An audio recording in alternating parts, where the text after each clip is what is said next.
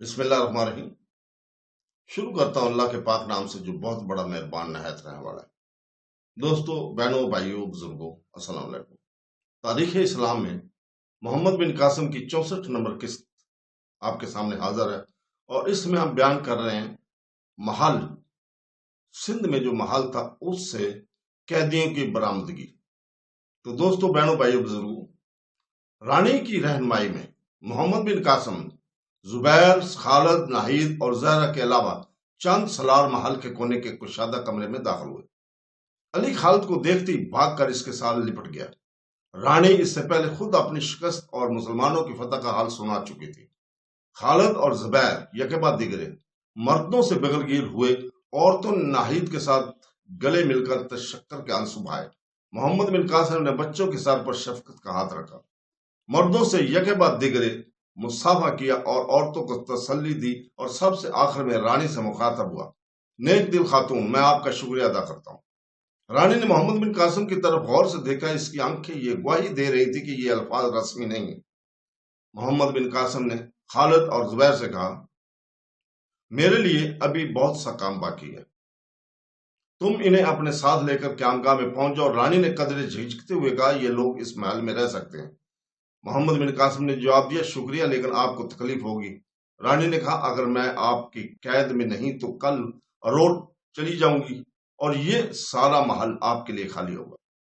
محمد بن قاسم نے کہا: آپ کو یہ کیسے شک ہوا کہ مسلمان مان نوازی کا بدلہ یوں دیا کرتے؟ آپ اگر روڈ جانا چاہتی ہیں تو میں برمن آباد کے چند سردار آپ کے ساتھ بھیج سکتا ہوں۔ رانی نے سر سے پاؤں تک محمد بن قاسم کو دیکھا اور کہا: اگر میں روڈ چلی جاؤں تو کیا وہاں آپ کی فوج میرا تعاقب نہیں کریں گی؟ محمد بن قاسم نے کہا: اروڑ ظلم کی بادشاہ کا آخری قلعہ ہے اور میں اسے فتح کرنے کا ارادہ ترک نہیں کر سکتا۔ میں وہاں ایسے قید خانے کا حال سن چکا ہوں جس میں ابو الحسن جیسے کئی اور قیدی دم توڑ رہے ہیں۔ رانی نے کہا: لیکن ابو الحسن تو فرار ہو چکا ہے اور اروڑ کی قید خانے میں باقی قیدی ہماری رعایا ہیں، اس کے متعلق سوچنا ہمارا کام ہے۔ اگر آپ کا قانون ہمارے قانون سے اچھا ہے تو اسے اپنے ملک میں چلائیے، ہمیں اپنے حال پر چھوڑ دیجیے۔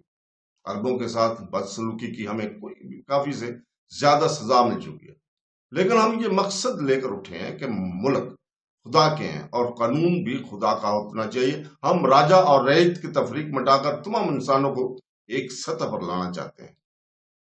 ہم جبر و استباق کی بجائے عدل و انصاف کی حکومت چاہتے ہیں۔ رانی نے کہا: لیکن راجا اور رعیت کا جھگڑا تو ہندوستان کی ہر سلطنت میں ہے۔ کیا یہ نہیں ہو سکتا کہ آپ جس طرح باقی ہندوستان پر دوسرے انسانوں کا قانون نظر انداز کرتے ہیں، اسی طرح اروڑ کو بھی اپنی حالت پر چھوڑ دیں؟ محمد بن قاسم نے جواب دیا: آپ کو ہمارے متعلق غلط فہمی ہے۔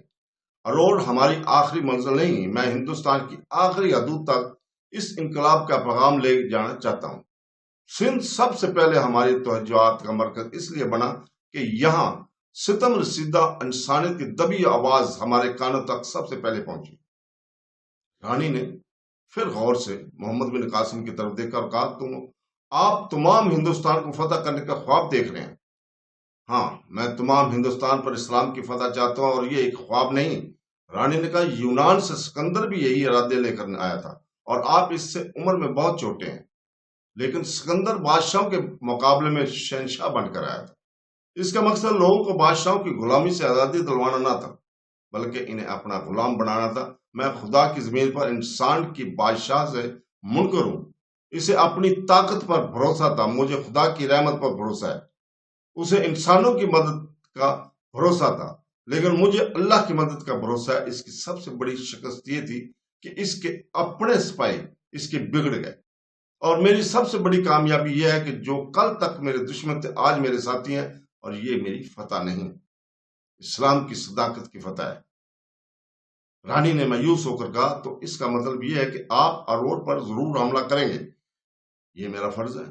رانی نے متلجی آواز میں کہا کہ مجھے معلوم ہے کہ برہم آباد اور اروڑ کے درمیان کوئی ایسی خندق نہیں جسے آپ پاٹ نہ سکیں، لیکن اگر آپ مجھے کسی نیک سلوک کی مستحق سمجھتے ہیں تو میرے بیٹے پر رحم کریں، وہ آپ کا آخری دم تک ساتھ دے گا۔